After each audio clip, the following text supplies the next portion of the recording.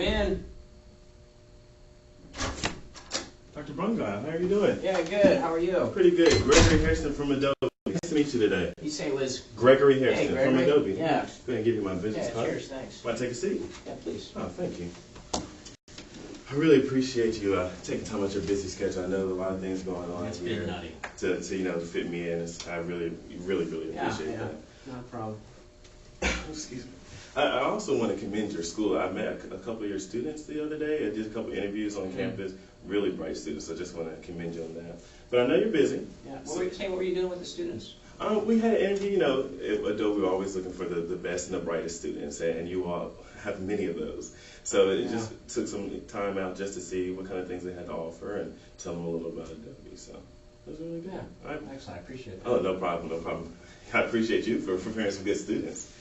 Now, I know you're really busy, so I want to get straight to the point. I want to, honor the 15 to 20 minute time limit that we do have today. I was trying to keep it to 15 today just because I'm running late. Right. I understand. Now, quickly, what I want to do today is kind of let you know what we talked about in some of the other meetings with Dr. Reckenworth and Mr. Ahn from the CIO. Just, So you talked to Ahn? Yeah. Oh, man. Yeah.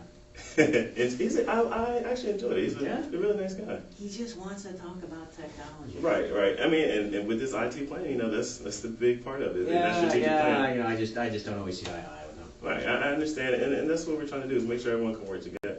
So, talk about that, talk about those two meetings, kind of identify your concerns in the issue and see where you are. And then propose kind of how Adobe can help address your concerns. Does that sound okay? Sure. Okay. Now, with Dr. Do you mind if I take notes? Is that fine? Yeah, okay. No problem. Now, with Dr. Reckenworth, he listed a couple things that he was concerned about, things he wanted to do. One of the main things was getting to that top 15 to 20 ranking. I know you all were ranked 87th in this past ranking. Congratulations on that. But I understand he's concerned and wanting to get higher. He also talked about increasing enrollment, especially in the MBA program, cutting costs, having a program that's readily available on computers for online classes. Yeah, increasing enrollment in the MBA program and reducing costs. I mean, those are the two mandates that I have from Dean Reckenworth. Right. Okay. And I understand that that's exactly what I got from him. And then also having a program that you don't have to download. If we're going to have online classes, you want something the students don't have to do extra to get on their computer. And he also I just care about student enrollment growth in my MBA program. Enrollment. And just making sure I can do this at a different cost structure. Right. Versus how I deliver my 3 MBA programs today. Right. Okay.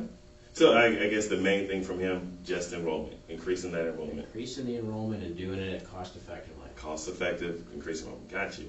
Now, Mr. Ahn, we kind of had a different conversation. Yeah, he talked about engaging students, increasing enrollment by having students that are engaged, and so other students will want that type of experience. He also talked about increasing the distance learning. Hey, it's glad that guy is finally talking about student outcomes because all he cares about is technology. Right. Well, I feel like he wants to, have technology that helps the students. So it's that's great. He's coming around. That's great. And so he wanted to increase that distance learning that we talked about, kind of, and receive a return on the investment. Since he works with technology, the technology wants to put in, he wants to see an investment back from that, and kind of break down that digital divide between professors and students being a little more up to date on technology and professors. Now, would you kind of agree with some of those concerns of his? Yeah, there's an old guard there that just, they don't latch on to the technology like this new generation of millennials. Right. Yeah. I understand that they're pretty up to date on things. I will say that. So, and like I said earlier, met some really bright students. They knew their stuff. Yeah, they're eager to experiment. Right. That can be good or bad thing. Now, what has been your experience with technology companies, though, in the past that you've worked with? Some good, some bad. Can you go into detail a little on that? Yeah, so the good ones, they really listen to our academia issues and how we really do focus in on, teaching and learning outcomes. And at the end of the day, it's all about placing students into the workforce. Right. I mean, we really have to do that. And so, the good companies, they really focus in on that, our academic mission. They really focus in on how we actually drive up enrollment. They do that at a cost-effective rate, and they make sure that the technology that we're providing the students are the technologies that the students really are going to need once they get into the workforce. So that, we can drive up our placement rates. Right. So, yeah, again, it's my MBA program in the College of Business, or any of the MBA programs, how do we drive up that student enrollment? Right, and just, that's got to be done cost effective.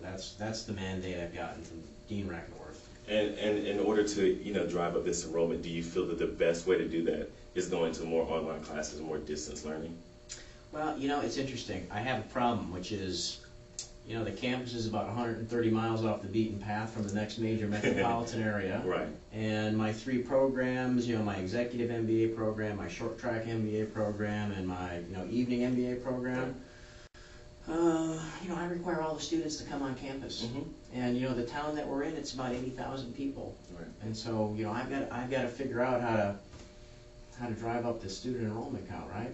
Right. Especially being off the beaten path from a major metropolitan area and having people drive in. So is there a reason that you have the students, it's mandatory that they come on campus for these classes?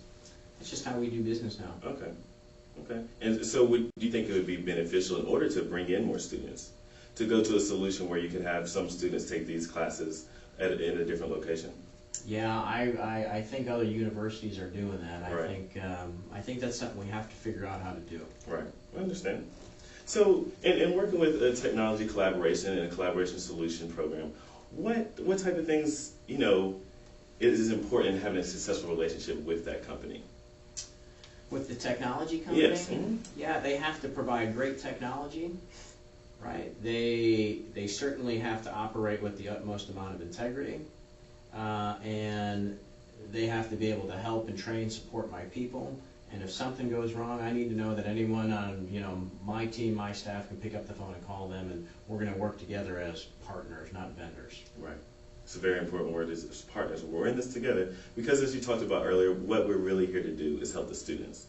Yeah, that's right. It's all about the students. Yeah, I'm actually, it's funny, I come from an education background. Both of my parents are educators. Oh, really? Both of my grandparents are educators, so I've always been this put into me that education is important. So that's why I really get a joy, kind of working with colleges, because I want to see the students succeed, and I want them to be prepared for this. Here's the other thing, too. It's like, once they get tenured, right, they're around forever. And so, you have to build a good relationship with them. That's very important. Relationships, and it's important in a lot of different things. And I tried to instill in the students today, too, as well. So. Yeah, that's good to hear. Yeah.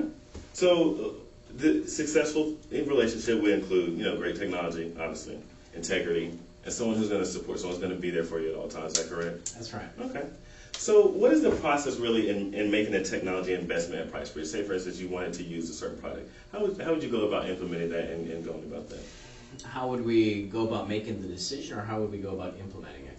Let's go with both. That's fine. Well, so on the side, again, I'm not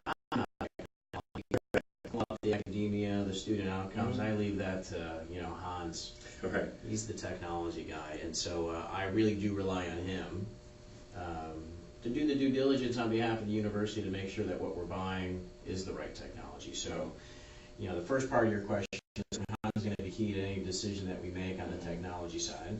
Certainly, Dean Reckenworth is going to be really key because he's the dean of the college, and certainly we need to have the treasurer buy off on that. And at the end of the day, Mr. Kinsel, correct? That's right. Actually, I ran into him the other day on the elevator when I was touring the university. He's a really nice guy. Oh, awesome. Yeah. And then certainly the chancellor has to sign off on everything. Right. Mm-hmm. So is that pretty much the process that you go through? So say, for instance, you had a product, you liked it. Yep. And so you would go to Hans and Dr. Reckenworth and the chancellor as well in order to kind of meet together to get that product?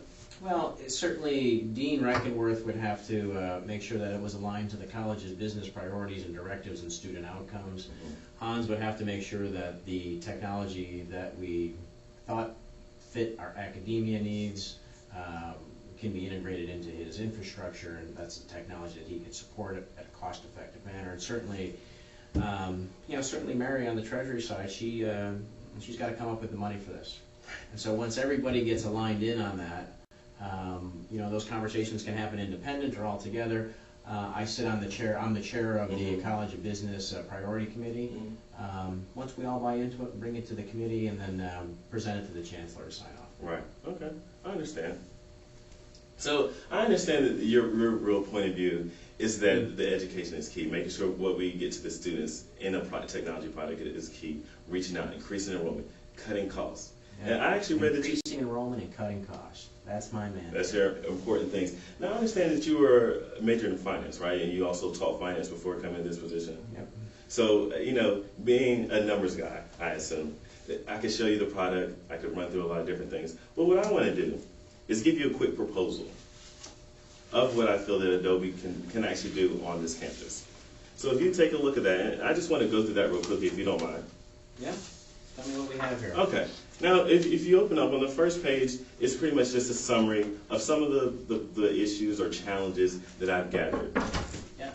Hey, Mary! Hi, how are you? Awesome. How are you doing? Great to be here, Oh, we Stan. met on the elevator. Yeah, it was really good. It's great to see you. Would you like to join us? No, actually, I have 30 seconds before I get on a conference call. Okay. Sorry to interrupt. No problem. We got to cancel dinner next week. No. I'm sorry. No. I can't. Oh, Why? Hank and I can't get a sitter for a little guy, so Oh, that's too instead of bad. leaving the 1-year-old, 1.5-year-old alone with some knives, we're going to be home with him. So how about next weekend? Do you have your calendar? You Yeah, I think so. Next reschedule? weekend.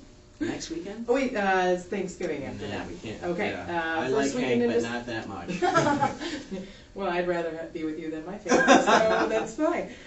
First weekend in December? Yeah, what do you think? Okay. How about fondue? I've been dying to do I a haven't. melting pot. Yeah, let's do fondue. Okay. That would be great. Sounds good. All right. Awesome. Miss Sorry. Hansel, before you leave, real quick, I was just running over a proposal. Oh yeah. Real quick. So if you could just take this and look over and see how we can implement Adobe here on campus. Okay. Well, Okay. thanks. Thank I you gotta very grab much. some Have a Sorry, great day. good That's to no see problem. you. Tell I'm Hank I saying. said hello. I will. I will. Okay, And cheers. hi, Marianne. So you know her. Yeah, like I said, I met her on the elevator the other day, and she seemed really nice. She's awesome. Yeah. Yeah, we go back 10 years. Yeah. Yeah. It's good to, always have friends that, from a while, so. But, continuing on, like I said, just the first part is a summary, and it kind of talks about some of the challenges that I gathered from Dr. Breckenworth, from Hans. The first 4 are more Dr. Breckenworth, and the last 4 are what Hans are. And I guess to add on to that for yours would definitely be increasing enrollment, cutting costs. That's my mandate. Correct. And what Adobe, and especially Connect Pro, has proposed to do in the next section, if you look at that, is a solution. These are different things Connect Pro can do. Like I said, we're an enterprise web conferencing tool. We can have online meetings, webinars, online classes. And the real important So part I don't for you, have to have students come to campus? don't have to have students come to campus. That's the most important part Wow. for you, is that students can take online classes and really simulate the in-class experience, so that the students who are taking online classes are receiving the same type of experience that these students who can come on campus. So I can bring the campus to them. Bring the campus to Wow. them. I can't put any better than that. Yeah. So, and that's what we really want to focus on with Connect Pro. It creates an online class that you, the whiteboard. Have you ever taken an online class before? Yeah, I'm just not a technology guy. Right. I understand. And what this does is breaks it down for people who aren't good with technology. It simulates a class experience. You get kind of a whiteboard. You can share PowerPoints. You can view your teacher. You can hear your teacher. So how far can I bring the classroom to them? As in, how far away can the students be? Yeah, because everyone It's- comes to campus right now. I mean, how far can I bring a classroom? They can be on the other side of the world. Wow. And that's the good thing, is bringing exposure to your program. In that MBA program and all 3 facets of the MBA program that you talked about is increasing exposure by spreading all over the place. You could have someone back in North Carolina who knows about your program, heard about your program because someone near them So I took can an online target students class. everywhere. Everywhere. I could really drive up enrollment. And I understand that that's the most important thing to you, and that's what Connect Pro can do. But how much does this cost? That's got to be a lot of money. Well, I understand. Is it free? I wish it was. We can't have it free, obviously. If it's free, we're done. Well, one way I like to look at it, I don't like to really describe it as price. I like to look at it as an investment.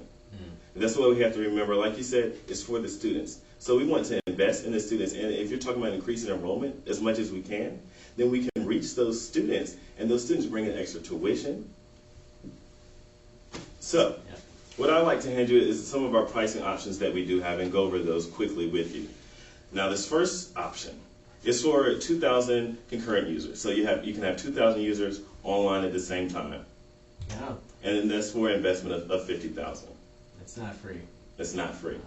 But if we're talking about expanding enrollment as much as we are, and we want to reach all these students, and we want to have all these students online at the same time, taking classes at the same time, then this package can handle that. Wow. So 2,000 students cost me $50,000. My average cost for an MBA program is 50 grand. I mean, we're talking $100,000, $1 million. Correct. Wow, for 50,000. For 50,000. Wow. So I feel like that kind of, that goes way over that and covers that. So it's an investment, and your return is so much greater.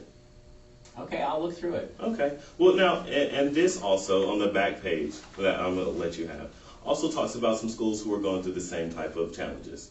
Clemson University, and also right here we have the USDA Graduate School.